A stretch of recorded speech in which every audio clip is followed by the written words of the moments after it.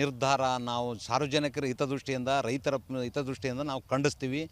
ಈ ಒಂದು ವಾರನೇ ಕಳೆದಲ್ಲ ಪೆಟ್ರೋಲ್ ಮತ್ತು ಡೀಸೆಲ್ ಬೆಲೆ ಹೆಚ್ಚಿಗೆ ಮಾಡೋಕ್ಕೆ ಒಂದು ವಾರ ಕಳೆದ್ರೆ ಅದರಲ್ಲಿ ಮತ್ತೆ ಹಾಲಿನ ದರ 2 ರೂಪಾಯಿ ಹೆಚ್ಚಿಗೆ ಮಾಡಿರ್ತಕ್ಕಂಥದ್ದು ದುರದೃಷ್ಟಕರ. ರಾಜ್ಯ ಸರ್ಕಾರ ಈ ನಿರ್ಧಾರಗಳು ಸಾರ್ವಜನಿಕರ ಅಭಿಪ್ರಾಯ ಸಂಗ್ರಹ ಮಾಡಲೇನಿಲ್ಲ, ತಕ್ಷಣ ಇದನ್ನು ಸ್ಪಂದಿಸಲೇನಿಲ್ಲ ಅಂದರೆ ಕಟ್ ಮಾಡೋದ್ರ ಜೊತೆಗೆ ಹಾಲು ಹಾಕ್ತಕ್ಕಂಥ ರೈತರು ಏನದ KFನಲ್ಲಿ ಅವ್ರಿಗೆ 1.5 ರೂಪಾಯಿ ಮತ್ತೆ ಕಡಿತ ಮಾಡ್ತಕ್ಕಂಥದ್ದು ಇದು ದುರದೃಷ್ಟಕರ.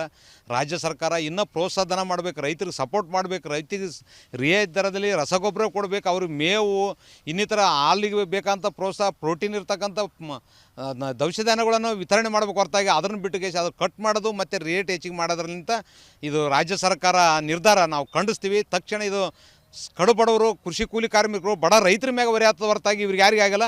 ಅವ್ರು ತೊಗೊತಕ್ಕಂಥ ಸೌಲಭ್ಯಗಳೇನವ TADA ಏನು ತೊಗೊತೀರಿ, ನಿಮ್ಮ ಸವಲತ್ತು ಆಸ್ಪತ್ರೆಗೆ ತೋರಿದ ಅಮೌಂಟ್ಗಳನ್ನ ಇದರಲ್ಲಿ ತೊಗೊತೀರಿ, ನೀವು ಯಾಕೆ ತೊಗೊತೀರಿ ಅಂತ ಸಾರ್ವಜನಿಕ ದುಡ್ಡಿನಲ್ಲಿ ನೀವು ರಾಜಾರೋಷವಾಗಿ ಐಷಾರಾಮಿ ಮಾಡ್ತಕ್ಕಂಥದ್ದು AC ರೂಮಿನಲ್ಲಿ ಕುಳಿತದ. ನೀವೆಲ್ಲ ಗಾಡಿ ಬಿಡ್ರಿ, ಡೀಸೆಲ್ ಬಿಡ್ರಿ, ಸ್ವಂತ ದುಡ್ಡು ಹಾಕಿರಿ, ಎಲೆಕ್ಷನ್ದಾಗ ಖರ್ಚು ಮಾಡಿ ಹಣ ಖರ್ಚು ಮಾಡ್ತಿರಲ್ಲ, ಅದೇ ನಿಮ್ಮ ಸ್ವಂತ ದುಡ್ಡು ಖರ್ಚು ಮಾಡಿ ನೀವು ಸರ್ಕಾರದಲ್ಲಿ ನೀವು ಕೆಲಸ ಮಾಡಿರಿ. ಅದನ್ನು ಬಿಟ್ಟು ಸಾರ್ವಜನಿಕರಿಗೆ ಹೊರೆ ಮಾಡ್ತಕ್ಕಂಥದ್ದು ಕೆಲಸ ಬಿಡಬೇಕಂತಕ್ಕಂಥದ್ದೇ ನನ್ನ ಆಗ್ರಹ.